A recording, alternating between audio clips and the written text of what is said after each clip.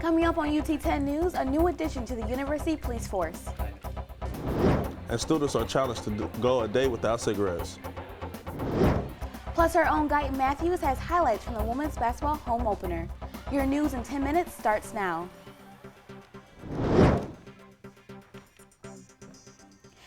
Thanks for joining us. I'm Lydia Sims. And I'm Darian McCoy.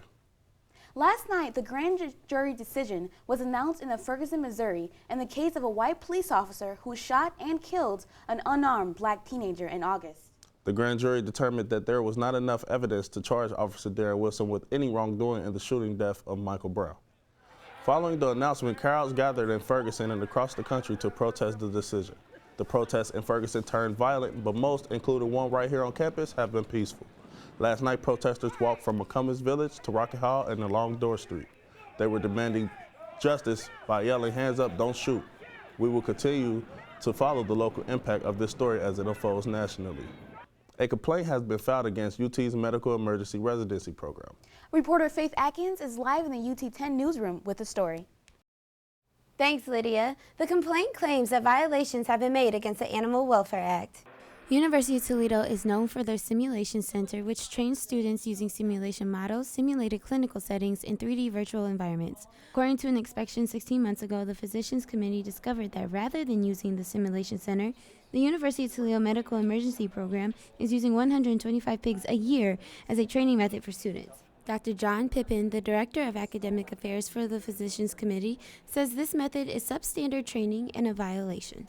For Dr. Brickman to claim that using animals is the best way to do this is patently wrong because he is almost alone in the state of Ohio. According to protocol, the Animal Use Committee was in charge of denying the UTEM program due to the alternative but failed to do so. Associate Vice President for University Communications Jonathan Strunk says that while the UT Emergency Medicine Department and the University of Toledo will continue to evaluate the use of simulation technology for these and similar training procedures, published research supports that at this time there are better objective outcomes for this type of training as compared to using alternative simulation methodologies. However, according to Dr. Pippin's filed complaint, Dr. Brickman's reasons behind using the pigs are different. He admitted that he reviewed a lot of comparative studies of using live animals and using simulation, and that every one of them showed that the humane methods were adequate to achieve the desired skill level. Yet he said in the protocol, but we feel differently. Well, that's no justification. Dr. Pippin adds, by applying some media pressure, he hopes to see a response from the university. I'm Fayth Atkins, live in the UT 10 newsroom. Thanks, Fayth. Man's best friend has once again joined UT Police Department for the first time since 2009. A press conference was held on Tuesday at the Transportation Center to introduce Quinty. Quinty is a passive alertive dog who is trained for explosive detection. The Ohio Department of Public Safety and the U.S. Department of Homeland Security are funding all of his expenses. UTPD Officer Kevin Zimmerman says he's excited about the program and is already becoming attached to Quinty. This is one of the things I've always wanted to do when I was little growing up. So to be able to do this, it's fulfilling one of my dreams. Officer Zimmerman adds that they're the only pair and are trained to work solely with one another. UTPD intends to make campus a safer environment with this new addition to the force. A program by the UT student is helping the community become more proactive about their health. Health for the Future, a branch of health for the company Health for Life, has founded 6 months ago to help students with obesity. For 3 months, students are trained personal trainers, certified interns that are placed in the homes for their clients to influence healthier lifestyle choices. Junior majoring in entrepreneurship, Jake Tullis, is the co-founder and CEO of the program.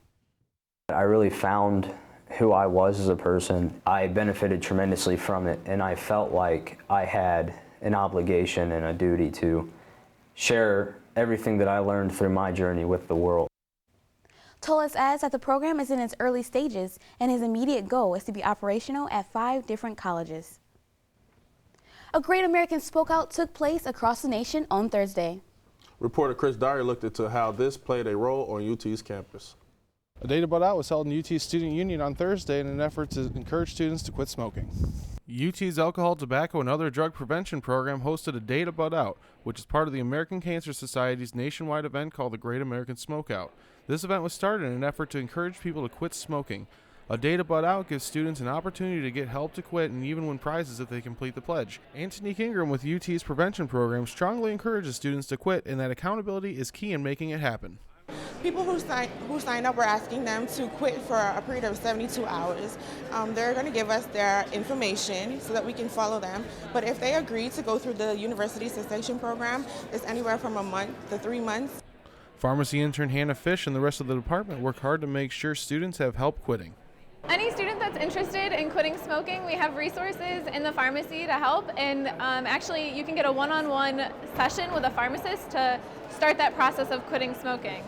Associate Director of the UT Counseling Center, Will Peckstock, encourages using a tobacco ban as a first step to help smokers quit. These 4 years of your life can determine the next 40. So what I always do when I'm out talking to students is remind them of that. Substances are not going to help get towards a degree or get towards your chosen field. I'm Chris Dyer for UT 10 News. Thanks, Chris. Last week, the University of Toledo continued its celebration of Native American Heritage Month. The UT Office of Excellence and Multicultural Student Success hosted the Black Swamp Intertribal Foundation for a Living History presentation in the Student Union. The Eberly Center for Women co-sponsored the event. The Black Swamp performers were dressed in Native American attire and played music from their culture. Tribal instruments and tools were on display and available for audience interaction. Black Swamp performer and UT alumni, Rolf Granlund, says Native American culture is not a thing of the past. The Native American culture is still very much alive, still very vibrant. We are still here. The performers discussed the roles of men and women in their culture as well. Program Manager for the Office of Equity, Diversity, and Community Engagement, Jeff Witt, says much was learned by those in attendance. The students that were here were very interested and showed a high degree of interest in what was going on. For more information about the Black Swamp Intertribal Foundation, check the link to their website at ut10news.com. UT Native American Heritage Month will conclude December 1st at 7 p.m. in the Student Union when keynote speaker Sherwin Bitsui comes to discuss Native American literature. I'm Cody Smith for UT 10 News.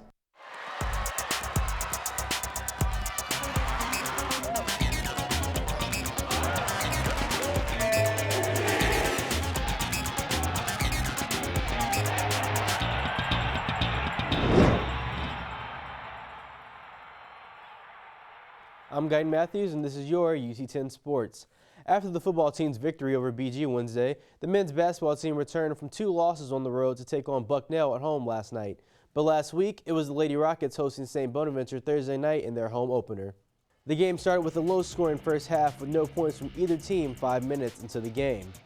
St. Bonaventure put points on the board first with a solid layup from forward Gabby Richmond. The Rockets were down 6-2, but after the 10-minute mark, they decided it was time to ball. Sophomore Sophie Rieker gets an assist to junior Anna Capitosto, who sinks a three-pointer.